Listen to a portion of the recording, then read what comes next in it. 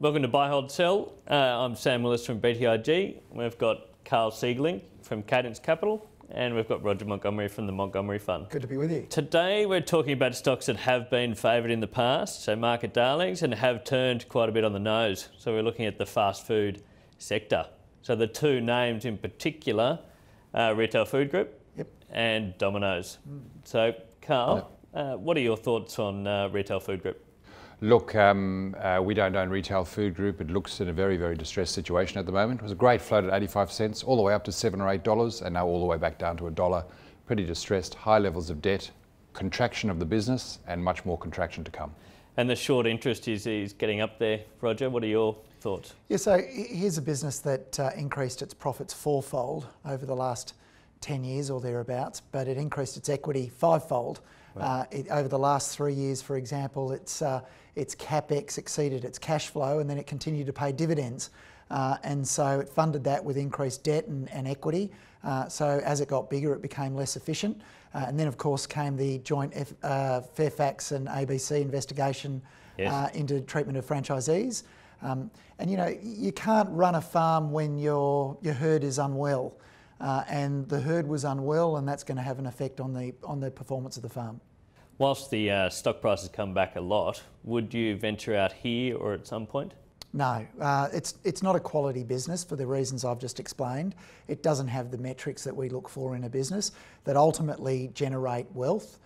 It just doesn't have that. So until we can see a demonstrated track record of that, it's not for us. Okay. So that would be not to hold and... Definitely not a hold. Not to buy. Not to buy. And Karl? Look, it's the same with us. The simple rule with us is we like to buy assets that are going up and we like to sell assets that are going down. Yeah. You don't want to be buying assets that are going down. That's a big mistake for all investors. So the stock is in free fall, best not to go near it. Now, Domino's a little bit different. Not really.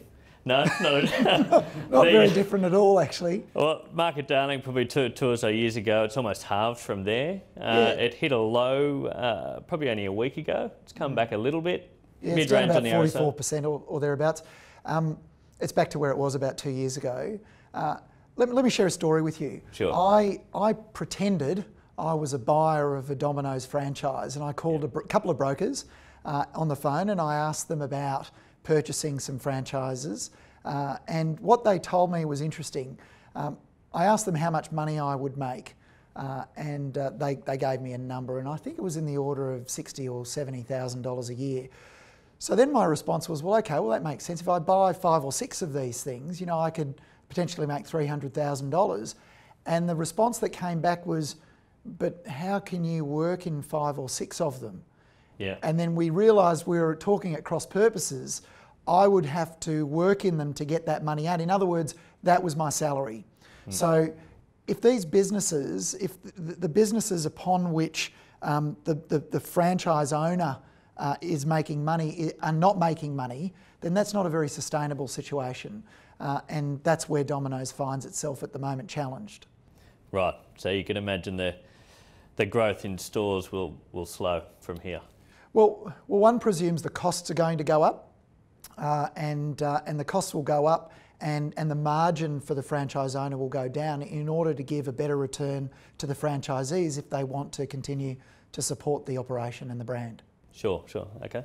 And Karl, with in that in mind, do you think that the increased competition in the sector, technology, you know, the Deliveroos and the like that are coming in are going to make it even harder for Domino's? Yeah, we've been pretty public on the stock, right? We started shorting it at $75. We have a view it's worth around $30. Now, the idea at the time was that they would fly the pizza into your mouth. Okay, so it was a 65 times PE stock.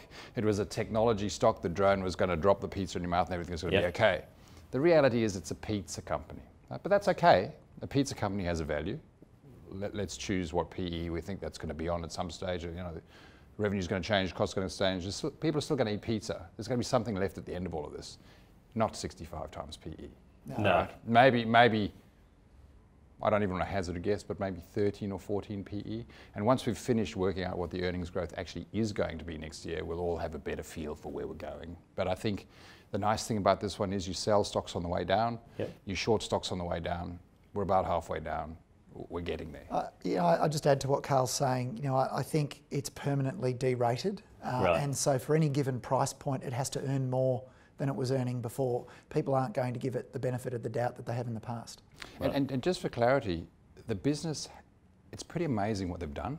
So it does have some value. The idea that it's worthless, I think, is probably not, you know, that idea in the newspaper that the company's worthless is probably not accurate.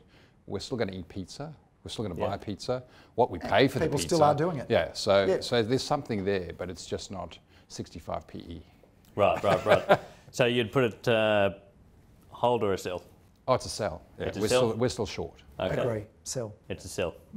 Okay.